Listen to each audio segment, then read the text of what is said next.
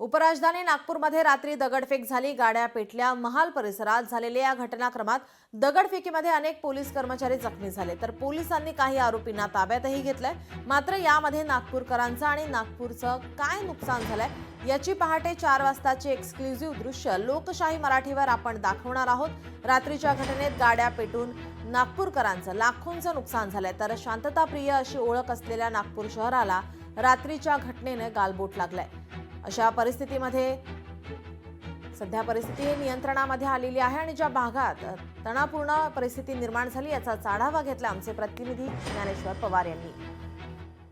रात्री नागपूर पेटलं आणि पहाटेचे आता 4 वाजले। आता 4 वाजताची काय स्थिती आहे मी तुम्हाला एक्सक्लुझिव्ह दृश्य लोकशाही मराठीवर या ठिकाणी दाखवू इच्छितो। हाच तो परिसर, याच ठिकाणी जे आहे ते काही लोक जमतात, गाड्यांची तोडफोड करतात, दगडफेक करतात, ज्यामध्ये काही पोलीस कर्मचारी, काही अग्निशमन विभागाचे कर्मचारी असतील आणि काही नागरिक असतील ते यामध्ये जखमी होतात। अगदी तणावपूर्ण वातावरण निर्माण जो आहे तो याच परिसरामध्ये या ठिकाणी निर्माण होतो। त्यानंतर पोलिसांचा जमाव येतो, पोलिसांवर देखील या ठिकाणी दगडफेक होते आणि त्यानंतर आता सध्याची स्थिती जर पाहायला गेली तर शांततापूर्ण आहे। मात्र पोलिसांचा कडेकोट बंदोबस्त या पूर्ण परिसरामध्ये एकूणच लावण्यात आलेला आहे आणि नागपूरचे पोलीस आयुक्त रवींद्र कुमार सिंगल यांच्याकडून ज्या भागामध्ये जे आहे ते तणावपूर्ण परिस्थिती निर्माण झाली होती त्या ठिकाणी जे आहे त्या संचारबंदीचे आदेश आज नागपूरमध्ये एकूणच देण्यात आलेले आहे। मात्र रात्री जे काही घटनाक्रम घडलं त्यामध्ये नागपूरकरांचं आणि नागपूरचं काय नुकसान झालं हे दृश्य आम्ही तुम्हाला दाखवण्याचा एकूणच या ठिकाणी प्रयत्न करतो। एकूणच जर पाहायला गेलं तर रात्रीचा जो काही घटनाक्रम नागपूरमध्ये घडला यामध्ये नागपूरकरांच्या अनेक गाड्या ज्या आहेत ते पेटल्या, फुटल्या, ज्यामध्ये लाखोंचं नुकसान झालं।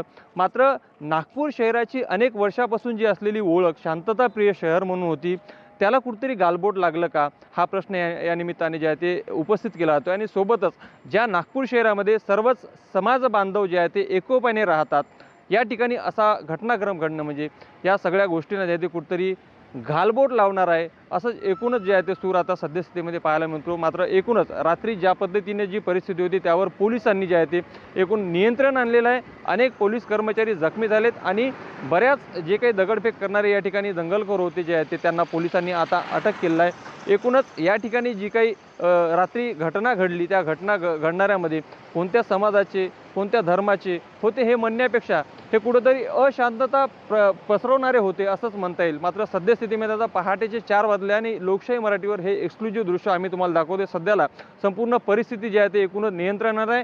मात्र या परिसरामध्ये जे आहे ते ज्या ठिकाणी तणावपूर्ण वातावरण रात्री निर्माण झालं होतं त्या ठिकाणी आता नागपूरच्या पोलीस आयुक्तांनी संचारबंदीचे आदेश जे आहे ते लागू केलेले आहे।